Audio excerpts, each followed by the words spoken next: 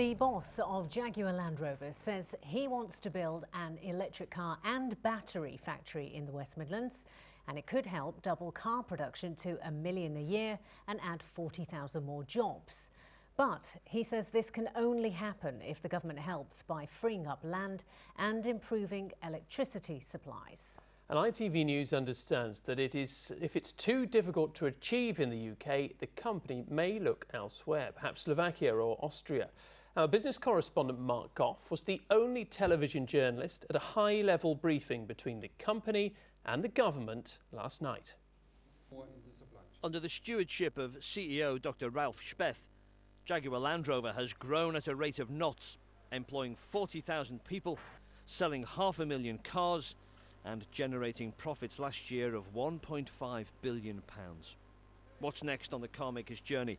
Well, it's this, an electric concept car, launched in Los Angeles last week, but due to become a reality by the end of next year. It's made in Austria, although it was designed here in the Midlands. Dr. Speth was speaking last night at the Warwick Manufacturing Group at Warwick University, where research into electric engines is taking place. Dr. Speth said that half of Jaguar Land Rover's cars could soon be electric or hybrid electric. And he came with good news for Business Secretary Greg Clark, who was there too. An electric car factory in the Midlands, perhaps, to build electric vehicles, or EVs as they're known. We want to build our EVs in the West Midlands, in the home of our design and engineering. This is clear, that goes without saying. But, and there's a huge but, we don't currently have the capacity to produce them at scale nor at speed. Costs of doing business in the UK are high compared to other countries. And alongside access to the right skills, energy infrastructure remains the single greatest challenge for Jaguar Land Rover. By energy infrastructure, he means enough electricity to actually power a new factory. This is Jaguar Land Rover's new plant in Slovakia. They can build a factory here from scratch in 2 years. By contrast, in the UK, it takes 3.5 years alone to lay the cables to get power to the factory so it can be up and running.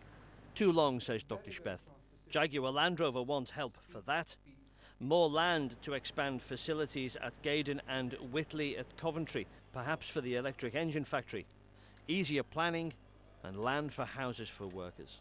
It's made no secret that it wants tariff-free access to Europe after Brexit, a Nissan deal perhaps, although actually no one knows what deal Nissan got, but it was enough to keep them in the UK.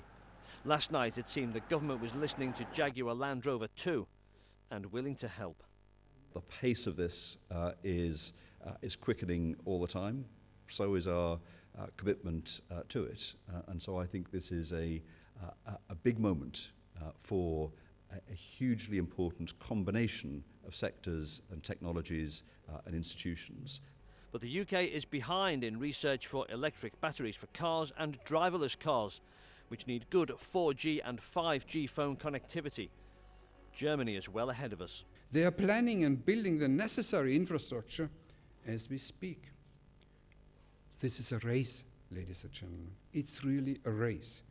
And either we win or we lose. It's a race Jaguar Land Rover must win. The prize for us is a factory here in the Midlands.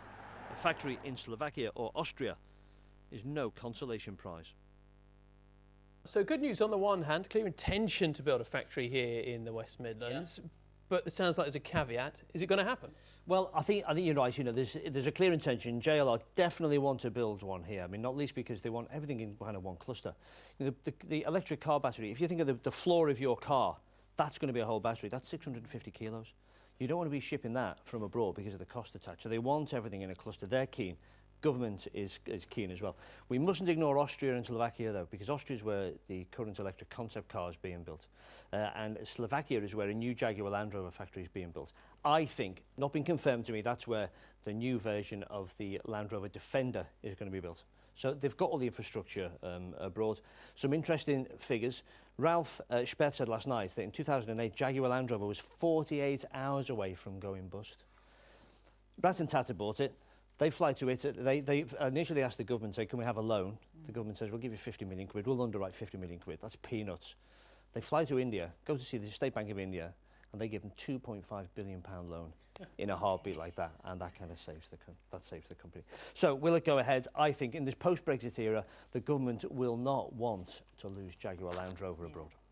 Okay, well, we'll wait and see what happens on that book. Yeah. But while we've got you, Mark, and Yes. staying with business, Black Friday, not much appetite for business there today, No, really. we've got some interesting pictures. Let's have a look at this. This is the bull ring. If you were expecting hordes of shoppers looking like the Serengeti running through the doors, it didn't happen. And that is because apparently loads of people went online to start buying. But here's what the shoppers told us early doors today. We got up at like 4 and we left at 5. We haven't actually slept. No. Just getting the quick early deals basically. Bought some fragrances. To be honest, I only booked the day off, but I didn't know it was Black Friday, so I came in. I'm hoping to get some perfume, some makeup, and some knitwear for the winter.